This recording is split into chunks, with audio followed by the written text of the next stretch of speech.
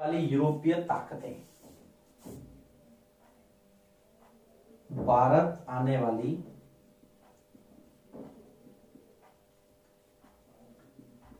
यूरोपीय जातियां या यूरोपीय ताकतें। देखिए मैं बहुत सिलसिलेवार चल रहा हूं।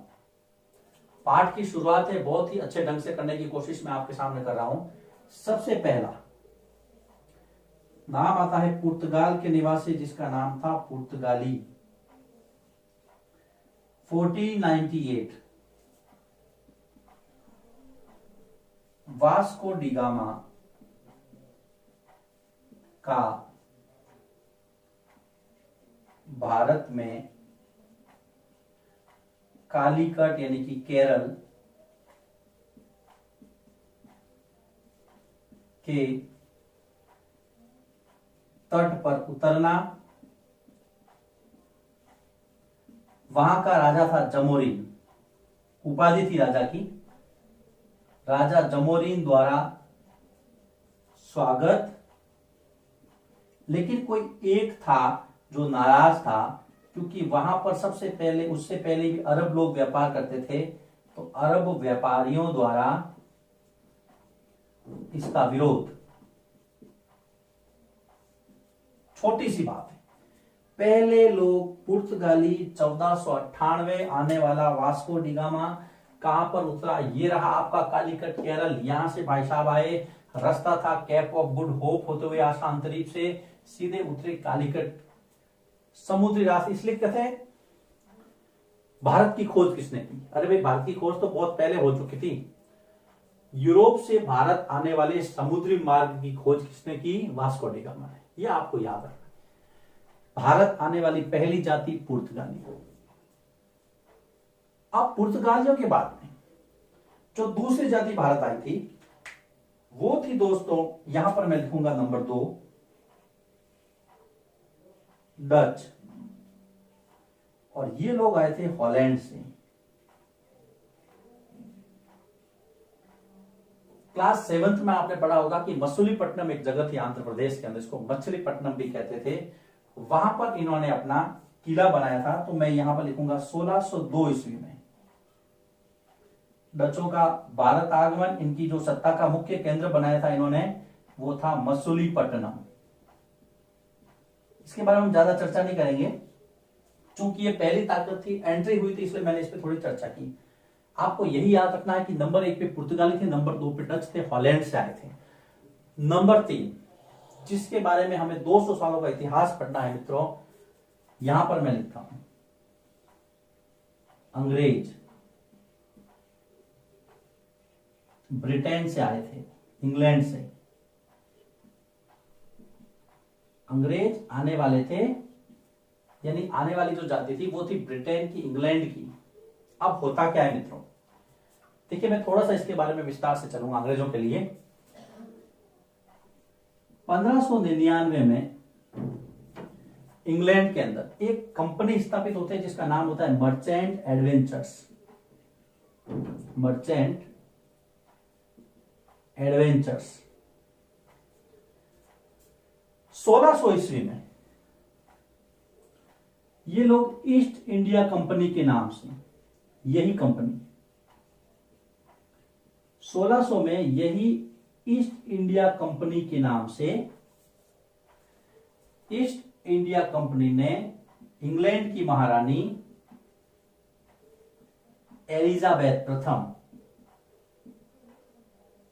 यस, इंग्लैंड की महारानी एलिजाबेथ प्रथम से पूर्व यानी कि पूर्व यानी कि एशिया, क्योंकि पूर्वी गोलार्ध में स्थित देश है, एलिजाबेथ प्रथम से पूर्व या पूरब के देशों से व्यापार के लिए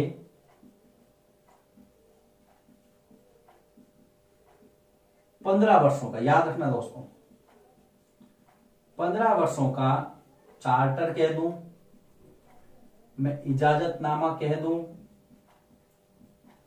या मैं अधिकार पत्र कह दूं, एक ही बात है। अधिकार पत्र प्राप्त किया। अब इसका मतलब क्या था?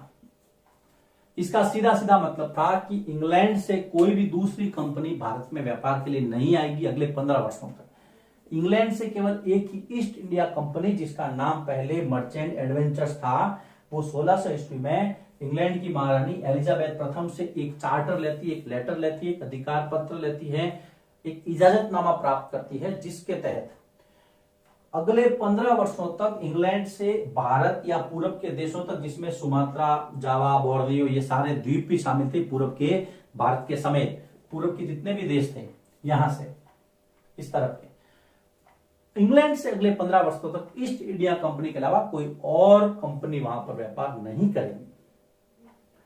लेकिन वो इंग्लैंड के लोगों को रोक सकते थे, वो यूरोप के लोगों को नहीं रोक सकते थे। इसलिए उनसे पहले पुर्तगालियों और डचों ने भारत के अंदर अपनी उपस्थिति प्रदान कर दी थी, या वो भारत के अंदर उपस्थित हो गए थे। अब इंग्लैंड के लोग भारत आए, उसमें देखिए दो लोगों का नाम सबसे पहले आता है। सबसे पहले आता है कैप्टन हॉकिंस। 1609 ईस्वी में एक व्यक्ति था कैप्टन हॉकिंस, जो भारत आया और वो मिला जहांगीर से। उसने कुछ व्यापारिक सुविधाएं प्राप्त करने की इच्छा जाहिर की, लेकिन वो उतना सफल नहीं हुआ। फिर 1615 में एक व्यक्ति आया, टॉमस रो, जो जेम्स प्रथम का राजदूत था। इंग्लैंड के सम्राट जेम्स प्रथम थे, उसका राजदूत था, और वो भी जहांगीर से मिला 1615 में। इन्होंने कुछ अंग्रेजों के लिए व्यापारिक रियायतें यानी कि व्यापारिक छूट हासिल करने में सफलता हासिल की, और ये बहुत लंबा चर्चा का विषय है इसलिए, लेकिन मैं आपको यहां बताना चाह रहा हूं कि 1609 में कैप्टन हॉकिंस जहांगीर से मिले, ईस्ट इंडिया कंपनी के थे, और 1615 में एक दूत था, वो राजा की ओर से आया था। हालांकि east India company private company थी, लेकिन फिर भी उसने उनसे मुलाकात करके कुछ रियायतें इंग्लैंड यानी कि ब्रिटिश ईस्ट इंडिया कंपनी के लिए कुछ न कुछ उसने छूट हासिल की। हम पढ़ रहे हैं भारत में यूरोपीय जातियों का आगमन। उसके बाद में जो चौथी ताकत आई थी, वो आए थे फ्रांस, यानी कि फ्रांसीसी,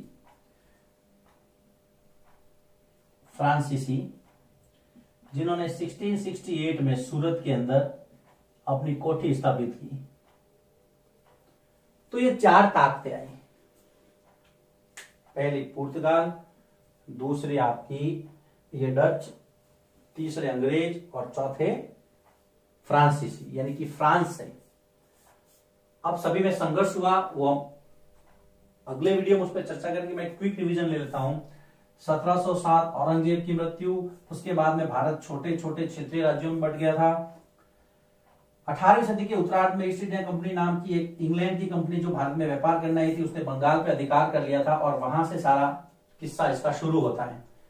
लेकिन हम पहले यह समझना जरूरी है कि भारत में कितनी यूरोपीय ताकतें आई थी, उसका क्रम से हमने अध्ययन किया। देखिए रास्ता ये था, यूरोप से ये पुर्तगाल, यहां से पुर्तगाल से पहले वास्को डी गामा 1498 ईस्वी में भारत पहुंचे। ये रहा पहली ताकत पुर्तगाली, 1498 वास्को डी गामा।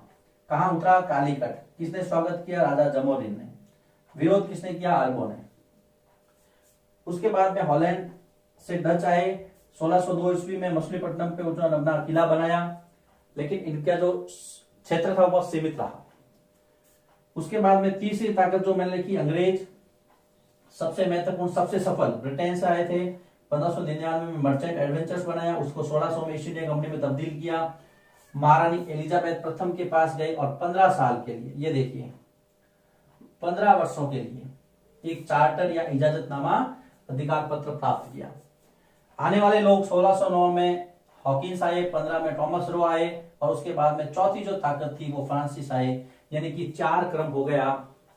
देखिए चार क्रम कौन कौन से हुए? पुर्तगाली, डच, अंग्रेज और फ्रांसीसी। ये चारों का क्रम आपको याद रखना है। भारत आने वाली चार यूरोपीय जातियां। पुर्तगाली, डच, अंग्रेज, फ्रांसीसी, उसमें से देखो सबसे पहले आए और सबसे लास्ट में गए। 1961 में गोवा से गए पुर्तगाली, सबसे सफल हुए अंग्रेज, सबसे अंत में आए फ्रांसीसी, अंग्रेज तीसरे नंबर पर थे। इसके अलावा एक प्रश्न था अभ्यास का कि यूरोपीय ताकतें भारत क्यों आई, यूरोपीय ताकतों का भारत के प्रति आकर्षित होने का क्या कारण था। तो ये इसका आंसर है। देखिए दोस्तों, ये मैंने यहाँ पे इसका आंसर लिखा है कि भारत का बारीक सूती वस्त्र और मलमल बहुत फेमस था, क्योंकि वो फाइन क्वालिटी का था, अच्छी गुणवत्ता के लिए। मसाले में इलायची, काली मिर्च, दालचीनी, लौंग जैसे मसाले थे, ये दो कामों के लिए आते थे। एक तो यूरोपियों के खानों का स्वाद बढ़ा देते थे और दूसरा मांस को लंबे समय तक सुरक्षित रखते थे। तो मैं समझता हूं इस चैप्टर की हमने शुरुआत कर दी है, बाकी की इंफॉर्मेशन हम अगले वीडियो में शेयर करेंगे।